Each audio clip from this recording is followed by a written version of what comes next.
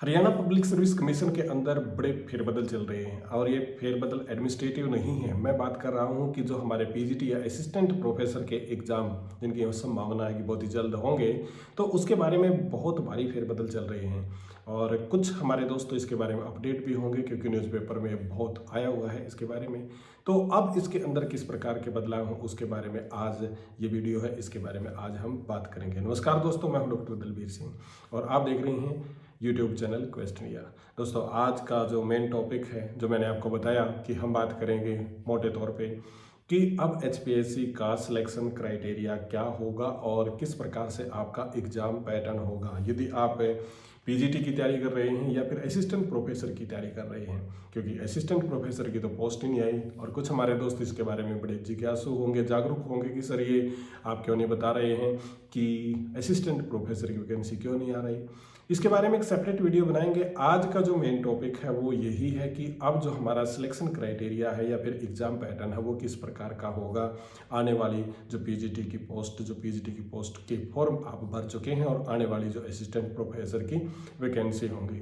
देखिए दोस्तों, कुछ इसके बारे में जैसा मैं पहले भी आपके सामने बात कर चुका हूँ कि आप इसके बारे में अपडेट होंगे कि अभी एचपीएससी ने विड्रॉल कर लिया है। आज की तारीख की बताएं तो उन्होंने जो कॉलेज कैडर का जो क्राइटेरिया, सिलेक्शन क्राइटेरिया की बात करें या एग्जाम पैटर्न की बात करें, इसको विड्रॉल कर लिया। और इसी के साथ में कल जो दिन बीत गया है मैं उसकी बात कर रहा हूँ, पीजीटी का विड्रॉल कर लिया था, मेवात कैडर को भी विड्रॉल कर लिया था। अब नया एग्जाम पैटर्न हमारे सामने आएगा और इसी के साथ में नया आपका सिलेक्शन क्राइटेरिया भी होगा। तो ये क्या नया सिलेक्शन क्राइटेरिया है, क्या एग्जाम पैटर्न है, आइए इसकी बात करते हैं। इसको पूरा देखने के लिए आप बने रहिए हमारे साथ।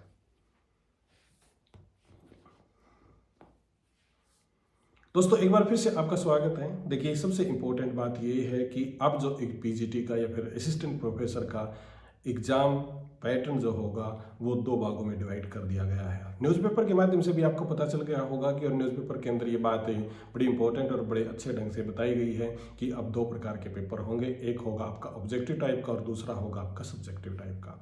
मैं आपको बताता हूँ ये ऑब्जेक्टिव सब्जेक्टिव का क्या मैटर है, उसको आप समझिए। देखिए, यहाँ पे सबसे पहले बात करते हैं पहले पेपर की, जो सिर्फ क्वालिफाइंग होगा यानी कि स्क्रीनिंग टेस्ट होगा।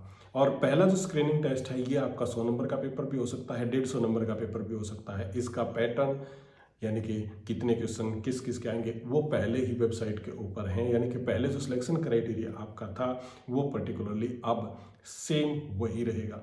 और वो सेम कैसे रहेगा, जिस प्रकार से आपके जो सब्जेक्ट के क्वेश्चन थे वो सब्जेक्ट के आएंगे और फिर उसके बाद में जनरल जो क्वेश्चन थे वो हिंदी, इंग्लिश, रीजनिंग वो सब आएंगे और हरियाणा के क्वेश्चन भी इसके अंदर होंगे और इसको सिर्फ क्वालिफाइंग रखा जाएगा।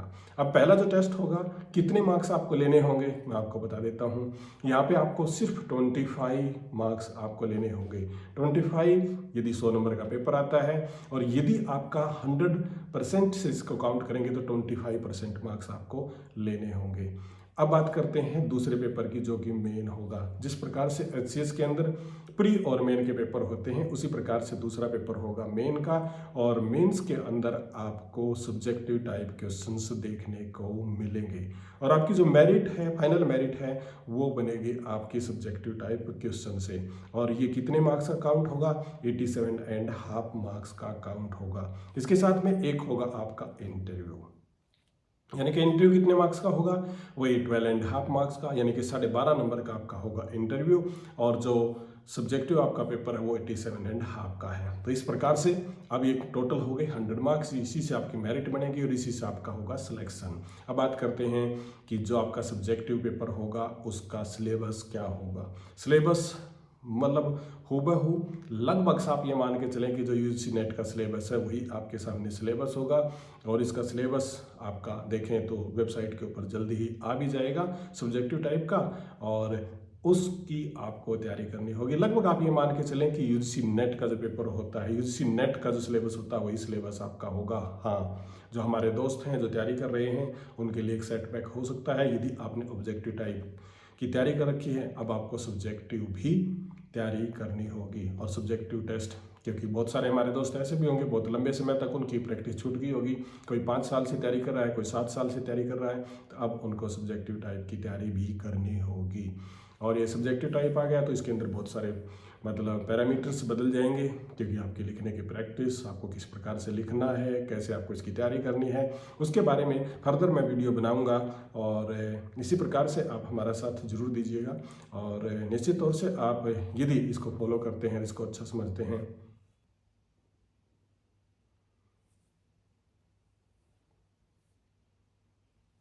और उस वीडियो के माध्यम से मैं आपको सारी चीज़ें बताने की कोशिश करूंगा कि किन किन बातों का आपको ध्यान रखना है, कैसे आपको तैयारी करनी है, सब्जेक्टिव पेपर की किस प्रकार से आप तैयारी कर सकते हैं, ऑब्जेक्टिव की कैसे तैयारी कर सकते हैं। यदि आपको इन वीडियोज़ की ज़रूरत है कि ऑब्जेक्टिव टाइप की तैयारी कैसे करनी है, सब्जेक्टिव टाइप की तैयारी कैसे करनी है, तो आप कमेंट सेक्शन के अंदर जरूर लिखिएगा।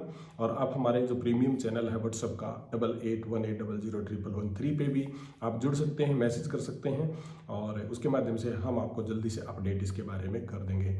तो दोस्तों, ये मोटे मोटे तौर पे मैंने कंटेंट बताने की तो दोस्तों मोटे तौर पे मैंने जो आज का कंटेंट लिया है, ये बताने की आपको कोशिश की है कि इसका पैटर्न क्या होगा, और जो नई भर्ती होगी, मतलब पीजीटी की बात करें या फिर बात करें आप असिस्टेंट प्रोफेसर की, उसका सिलेक्शन क्राइटेरिया क्या होगा, उसका एग्ज़ाम पैटर्न क्या होगा। कई हमारे दोस्त इस बारे में और भी बात करना चाहेंगे, वो पूछेंगे कि सर हमने तो तैयारी पहले पैटर्न के अनुसार कर रखी है, और पीजीटी की पोस्ट क्योंकि ऑलरेडी एडवर्टीज हो चुकी हैं, तो अब ये क्राइटेरिया बदलना क्या ठीक है। तो देखिए, मुझे भी अच्छा नहीं लग रहा, परंतु क्या कर सकते हैं, क्योंकि इसके अंदर HPSC स्वतंत्र है, फ्री है। और कुछ हमारे दोस्त ये भी कहेंगे कि क्या हम कोर्ट केस कर सकते हैं। कुछ एक दो पे टेलीफोन पे मेरी बात हुई, वो कह रहे हैं कि हम कोर्ट में जाएंगे, निश्चित तौर से कैंडिडेट्स जाएंगे। यहाँ पे मैं एक इम्पोर्टेंट बात आपको बताना चाहता हूँ। देखिए, यदि 2 पेपर लेते हैं तो निश्चित तौर से डिले तो होगा, और पेपर डिले होगा। यदि बात करें पीजीटी की, तो HPSC के अनुसार मतलब ऐसा सुनने में आ रहा है। तो यदि बात करें पेपर की, पेपर कब होगा, तो ऐसा सुनने में आ रहा है कि बहुत ही जल्द अप्रैल के महीने में आपका पेपर हो सकता है। और अप्रैल के महीने में यदि पेपर हो जाता है तो 2 महीने के अंदर आपका सब्जेक्टिव टाइप यानी कि दूसरा पेपर हो जाएगा, और दूसरा पेपर 2 महीने के अंदर हो जाता है तो सिलेक्शन हो सकता है। यदि किसी प्रकार से कोर्ट से कोई स्टे आ जाता है या डिले हो जाता है तो फिर ये भर्ती पूरी नहीं होगी। और इसी प्रकार से मैं असिस्टेंट प्रोफेसर के बारे में बात कर रहा हूँ। यदि ये लेट होती हैं, और लेट लतीफ़ी के कारण और 2 पेपर होने के कारण शायद इस जो ये गवर्नमेंट का टर्म है, यानी कि जो इलेक्शन होने हैं नेक्स्ट ईयर, उस तक ये भर्ती पूरी ना होंगी, फिर उसके बारे में थोड़ी बहुत अड़चन आ सकती है। दोस्तों, क्या आपके कमेंट हैं, क्या आपका सजेशन है, उस बारे में ज़रूर बताइएगा। क्या आपको फर्दर किस प्रकार से आपको तैयारी करनी चाहिए, और किन किन बातों का हमें ध्यान रखना चाहिए, उसके बारे में यदि आप पूछना चाहते हैं तो निश्चित तौर से कमेंट सेक्शन के अंदर लिखिएगा। हम आपकी हेल्प करने की कोशिश जरूर करेंगे। ये था दोस्तों आज का कंटेंट। उम्मीद करता हूँ ये आपको पसंद आया होगा। मैं मिलता हूँ बहुत ही जल्द आपको अगली वीडियो में। तब तक दीजिएगा इजाज़त। बहुत बहुत आपका धन्यवाद।